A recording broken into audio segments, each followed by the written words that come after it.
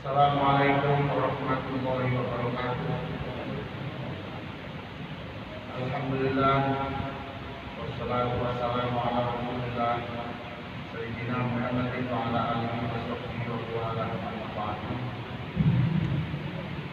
Para jemaah sekalian, malam hari ini tema kita adalah selalu berencana kebaikan, selalu membuat rencana yang baik, selalu membuat rencana yang baik. Rencana itu ada tiga. Ada rencana yang baru lintasan, hanya lintasan di hati saja. Jadi mamanya saya nanti akan bersedekah, lintasan saja saya akan bersedekah. Itu lintasan, belum rencana yang sungguh-sungguh. Yang kedua, rencana yang sungguh-sungguh berarti saya besok sungguh-sungguh akan memberikan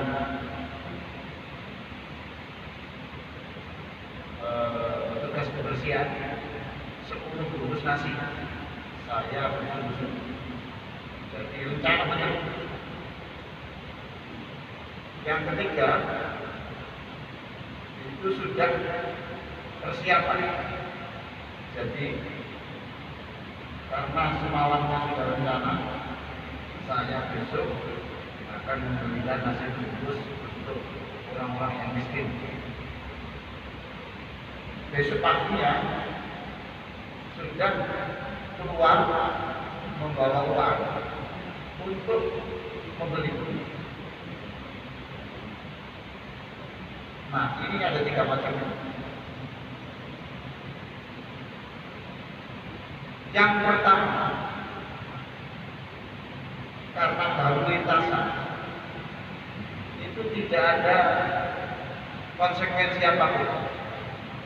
Tidak ada konsekuensi apapun. Jadi kalau itu lintasan itu yang baik, ya tidak dihitung, tidak dicatat. Yang mulai dicatat Allah itu sudah rencana yang sungguh-sungguh tadi. Ada hadis qudsi, hadis yang berisi firman Allah, tapi tidak dimasukkan di dalam Al-Quran. Allah berfirman, "Idza hamma," jika hamba-Ku berniat sungguh-sungguh bisayyi'atin untuk melakukan dosa, falam ya'malha, lalu rencana itu tidak dikerjakan, faktubuha lahu hasanah, maka catatlah itu satu kebaikan.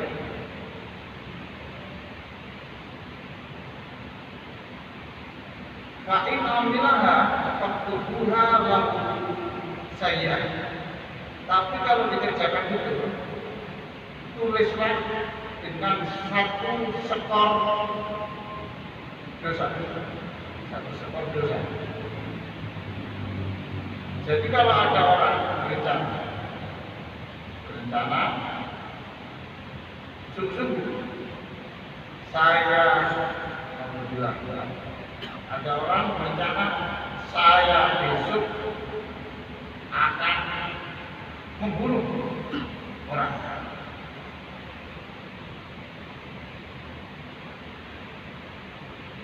Lalu tidak dikerjakan.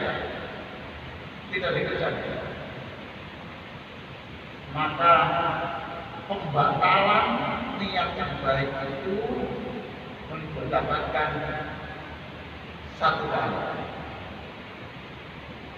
Tapi kalau dikerjakan itu dihitung satu. Bedakan nanti kalau kebaikan.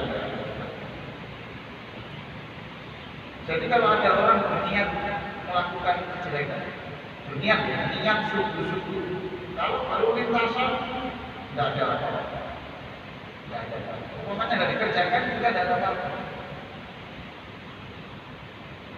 Fa'intaba mampuhan. Kalau sudah dikerjakan, maka dihitung satu.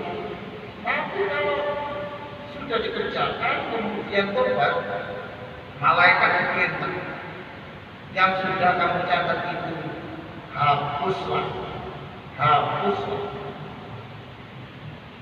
Nah, sudah dihapus, ya berarti besok di akhirat sudah tidak ada, catatannya sudah tidak ada. Nah, sekarang bedakan kalau yang baik. Wa idza hamma 'abdun bi kasanatin falam ya'malha faqudduha lahu hasanah. Jika orang itu berencana melakukan kebaikan tapi belum dikerjakan, maka dihitung. Kalau rencana itu jelek, tidak dihitung. Lalu kalau sudah dikerjakan, faktuha bi asyrati amthaliha. Kalau sudah dikerjakan, maka berilah pahala minimal 10, maksimalnya 700.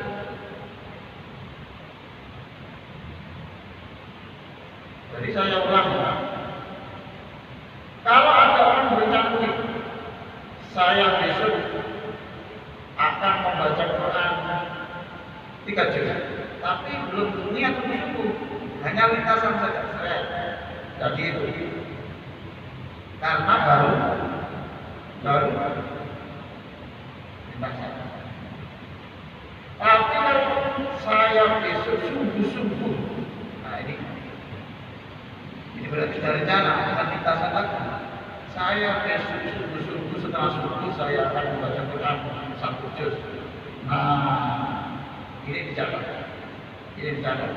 Satu. Jadi baru rencana saja itu satu.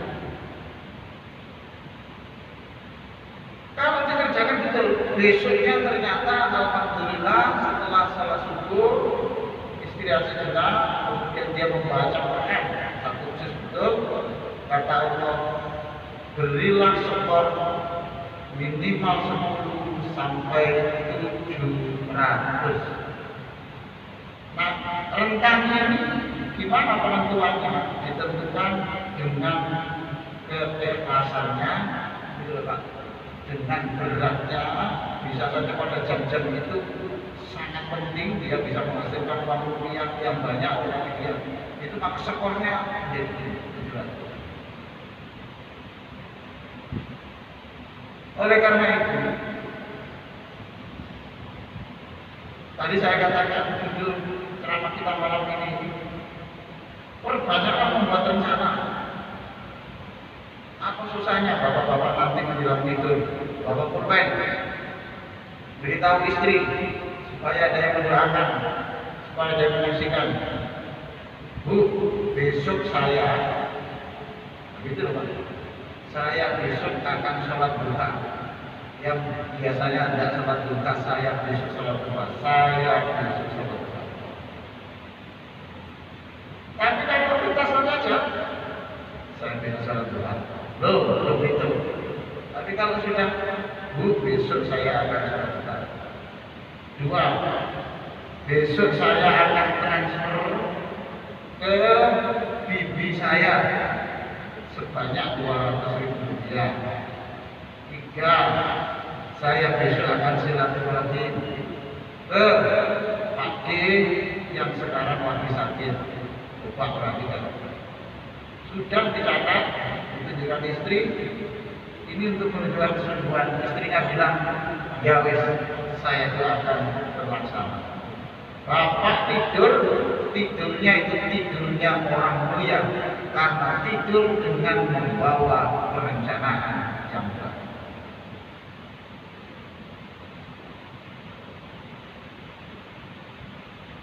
Kalau dari kerjakan tidurnya tidak apa-apa. Yang penting tadi niatnya sungguh-sungguh. Tapi kalau begini, ya Allah, saya akan berniat besok pagi atau nanti sore saya akan mengirim pulsa untuk guru saya yang sudah lama tidak saya telepon. Tapi ya niat saja ya Allah. Nah, ya niat saja yang penting dapat pahala. Tidak dapat kok, karena berarti tidak sungguh-sungguh. Itu. Maka sekali lagi bapak-bapak dan ibu-ibu sekalian, sekarang bangun tidur kita membuat perencanaan. Allah tidak menuntut eksekusinya. Allah tidak menuntut pelaksanaannya. Tapi yang dituntut Allah itu adalah niatnya itu yang sungguh-sungguh.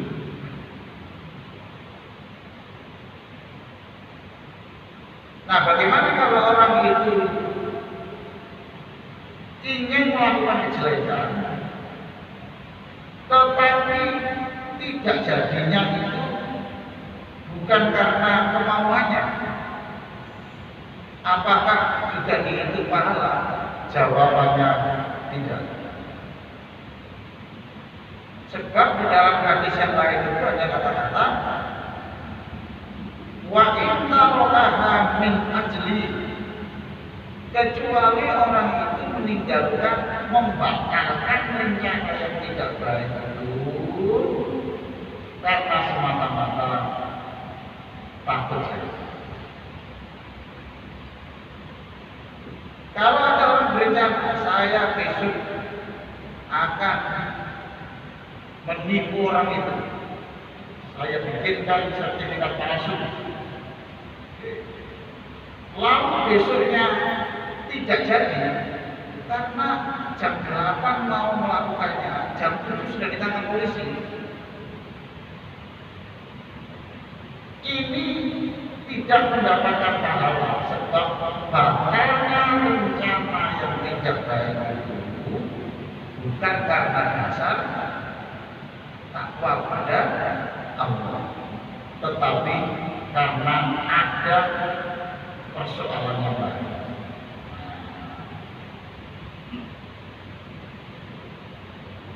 Besok atau nanti saya akan bilang, ada orang berencana, saya sudah menyewa kamar di hotel dan orang yang sudah jadi di sana jam 9 malam, saya akan ke sana.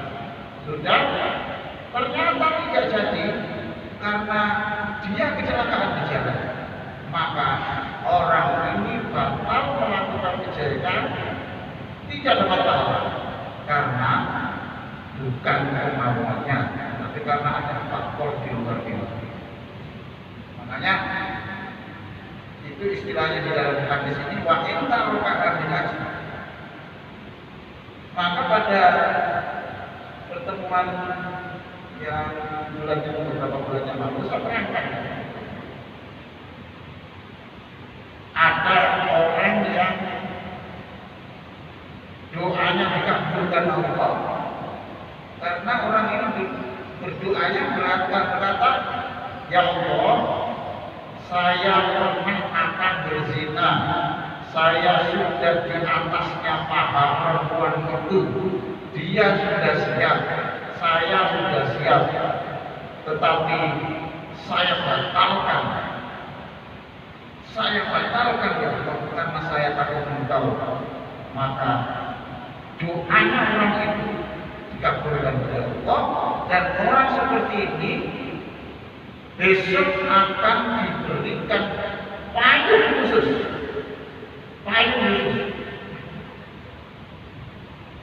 Kata Rasulullah, besok pada hari kiamat matahari didekatkan kepada manusia sehingga panasnya luar biasa. Banjirlah bumi ini dengan keringat manusia. Ya. Tapi ada orang yang tidak merasakan kepanasan, kata Rasulullah. Karena apa? Karena dipayungi Allah. Siapa itu? Satu adalah pemimpin yang adil, sehingga tidak ada orang yang merasa terzalimi, orang merasa puas semuanya. Nah, itu satu. Nomor dua, anak yang masih muda, tetapi ternyata anak ini aktif di masjid. Karena di luar kebiasaan, anak muda biasanya kan tidak di masjid, tapi orang ini unik.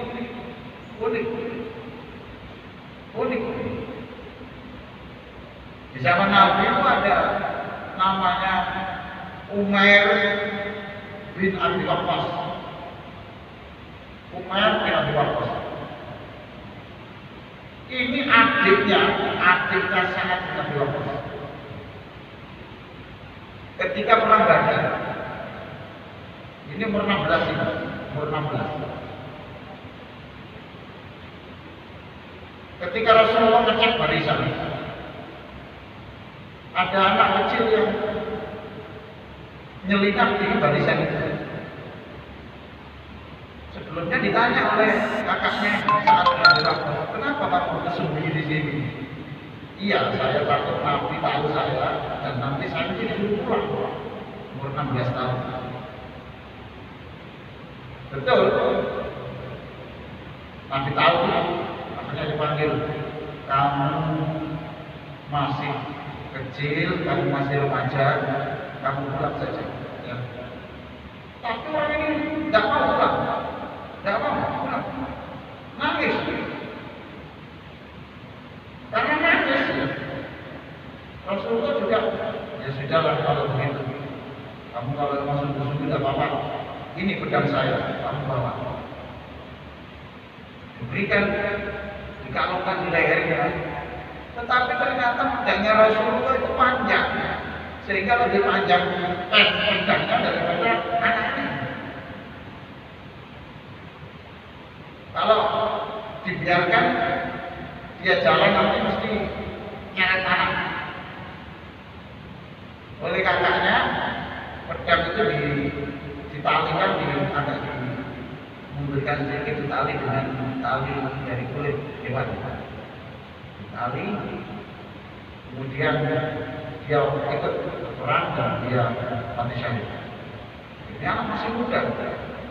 Jadi masih muda, tetapi gairah muda, namanya itu diberi payung, diistimewakan, masya Allah. Yang ketiga, orang yang bersahabat. Bapak berteman dengan bapak ini, ya sudah. Karena apa? Sudah karena apa? Apa karena orang kaya dia bisa dihutangi satu saat? Enggak. Apakah karena sering memberi bapak? Enggak. Apakah sering memberikan makanan? Enggak. Nah, karena apa? Ya saya senang karena dia itu orang baik. Saya juga senang orang itu juga ikhlas, tulus, senang. Dua orang ini besok juga diberikan payung khusus. Yang keempat, nah ini orang yang membatalkan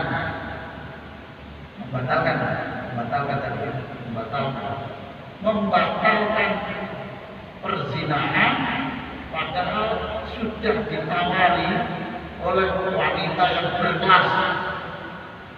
Berkelas kita sekarang. Berkelas dan cantik, sudah berkelas, cantik. Berkelas kita apa? Ya, mungkin ya. Pak Presiden apa? Pak Presiden cantik. Siapa? Tidak. Itu termasuk saya katakan lagi itu membatalkan satu dosa karena semata-mata takut pada saya. Nah, Bapak Ibu sekalian yang saya hormati, pada hadis yang lain juga dikatakan ada malaikat berkata kepada Allah, "Ya Rabbi, dzalika 'abdun yuridu an ya'mala sayyi'ah." Malaikat lapor, "Ya Allah, ada orang sekarang lagi berencana ingin melakukan dosa." Kata malaikat, kata Allah, tunggu dulu.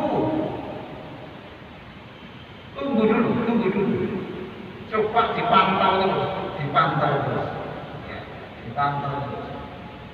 Fa'in amilaha fatubuha lahu bimithliha. Kalau nanti dia mengerjakan sesuai dengan rencana dosa, tulislah satu dosa.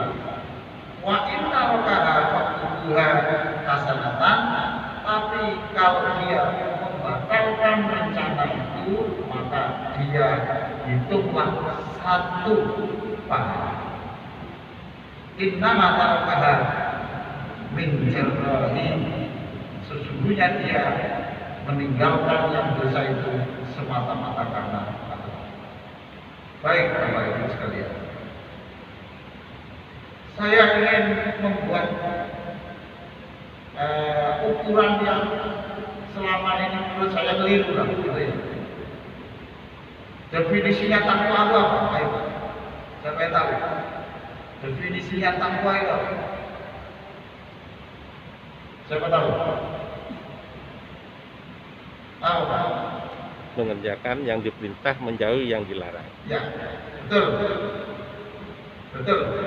Mengerjakan yang diperintah dan meninggalkan yang dilarang. Anaknya bapak,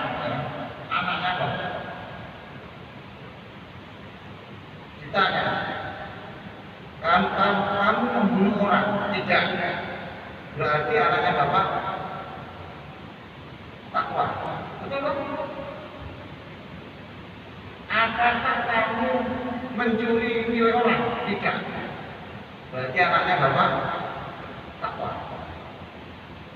Apakah kamu berzina? Tidak.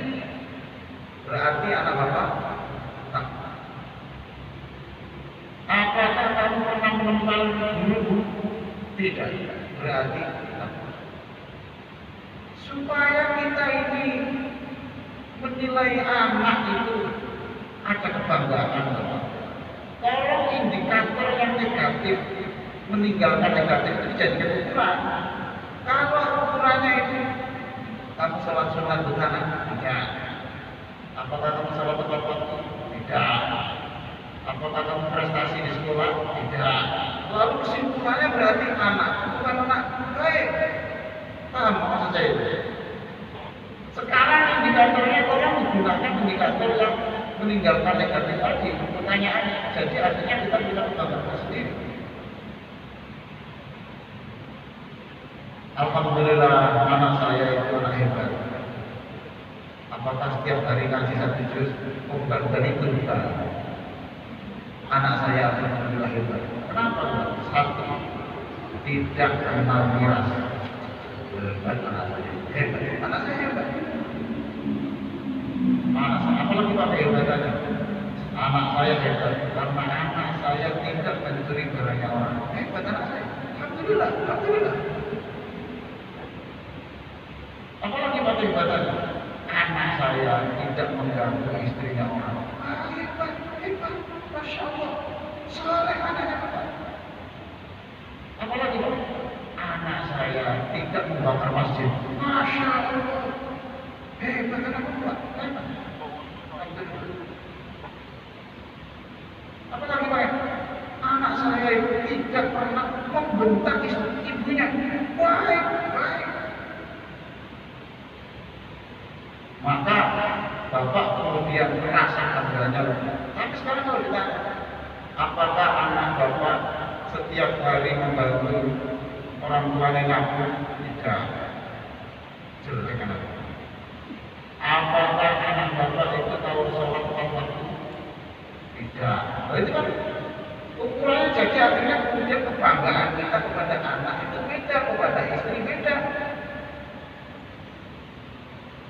Maka definisi takwa itu adalah mengerjakan yang diperintahkan dan meninggalkan yang dilarang.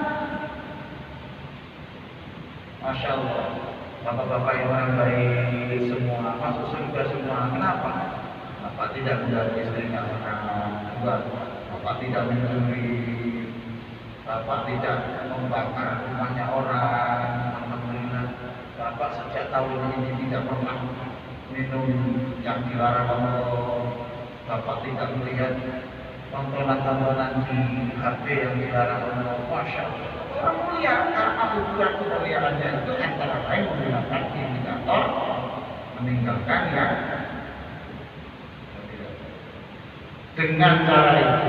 Kalau definisi takwa itu dua tadi itu, maka seringkali saya orang tua mengeluh cerita di mana anak saya dicoba anak saya itu suka ngomong bodoh pak, bodoh. Coba saya kenapa tuh pak? Terus saya tanya, anaknya bapak menghamili anaknya pak? Enggak pak. Baik pak. Apakah anak bapak itu pernah mencuri sepeda mobil dan teman? Oh boten, baik pak. Apakah anak bapak itu pernah meninggalkan sholat? Enggak ada. Cuma sholatnya akhir. Tidak, saya nggak tanya akhirnya, tapi sholat. Oh sholat. Apakah anak bapak itu sering tanggung jawab? Oh enggak pak, nanti aja bapak. Baik. Bapak tidak bangga kepada anak bapak karena menggunakan ukuran yang menurut saya kurang lengkap. Padahal definisi takwa adalah menjalankan yang baik, kalian menjalankan meninggalkan. Tapi anak saya itu pak cangkruan pak, itu cangkruan mulai jam berapa? Mulai jam 11 itu sampai jam 3 pagi pak. Cangkruk, tapi dia mengganggu orang. Oh, bisa pulang pak. Nah,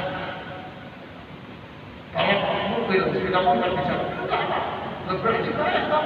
Berarti anak bapak itu tidak ikut balapan liar, anaknya bapak tidak miras, anaknya bapak tidak terulang. Jam itu berarti anak bapak cangkruan itu untuk juga menghindari yang tidak baik. Saya kira begitu. Ayo pak, kita diskusi pada menit-menit terakhir ini. Silakan, monggo. Silakan.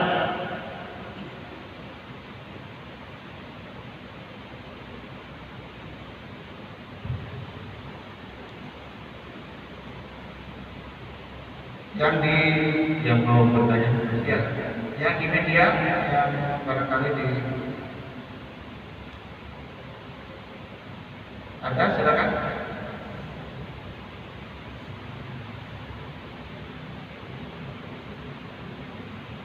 Assalamualaikum warahmatullahi wabarakatuh. Waalaikumsalam. Ini ada definisi takwa jenis lain.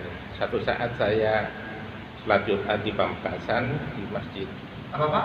Sholat Jumat Sholat di Pamekasan, kebetulan khotibnya adalah Profesor Mahfud MD. Ya. Terus beliau mendefinisikan takwa.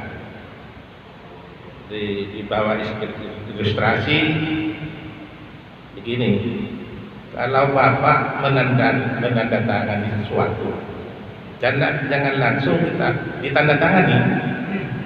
Tanyakan dulu kan, apa yang ditandatangani itu betul benar. Kalau memang menurut atas betul, menurut Allah maksudnya, langsung ditandatangani. Itulah takwa. Saya kira itu. Mohon penjelasan. Terima kasih. Wassalamualaikum warahmatullahi wabarakatuh. Sebentar pak ya, ada pertanyaan.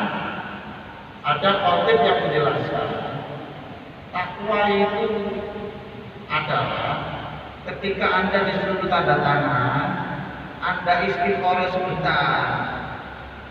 Ini baik apa tidak? Kalau Allah menurut Allah baik, tanda tangan. Kalau tidak, itu takwa. Itu namanya definisi dengan contoh. Itu namanya definisi dengan contoh, bukan definisi dengan kata. Memang ada at-ta'rif misal di dalam ilmu logika itu, definisi itu boleh menggunakan jenis dan bisa jenis dan pembeda, tapi juga bisa menggunakan contoh. Umpamanya merah itu apa? Definisinya kan susah apa? Merah ya seperti artinya Bapak itu namanya contoh. Apa yang disampaikan oleh Bapak itu benar Bapak? Karena Sayyidina Umar mendefinisikan takwa itu ya seperti itu. Kehati-hatian supaya tidak melakukan yang tidak baik. Umar bin Khattab mengatakan, takwa itu seperti apa? Kata Sayyidina Umar, ketika kamu jalan di jalan raya dan di situ itu banyak pecahan kaca, di situ banyak minus yang di situ, kamu tidak pakai sepatu, apa yang kamu lakukan waktu jalan? Kita mau jalan ke arah kaki, caranya gimana? Iya dong, kaki tidak akan diinjakkan dulu sebelum yakin aman bahwa tidak. Ya itu takwa, ya sama. Terima kasih Pak Bagus pertanyaannya. Sebentar Pak ini. Mengapa definisi takwa itu dibedakan? Perintah dan larangan. Kok tidak hanya perintah dan melaksanakan perintah? Karena menurut saya hakikatnya larangan itu kan juga perintah. Sudah Pak ya? Kan hukum itu kan ada yang wajib, ada yang haram. Ya tahu Pak? Hukum itu ada yang wajib, ada yang haram. Kalau meninggalkan yang wajib namanya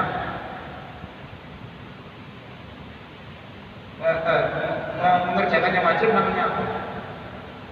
Menjalankan perintah. Tapi kalau yang meninggalkan yang haram, nah iya. Tapi kan itu namanya menjauhi yang haram. Ya memang itu taat di dalam bahasa agama. Takwa itu kadang-kadang diartikan taat perintah.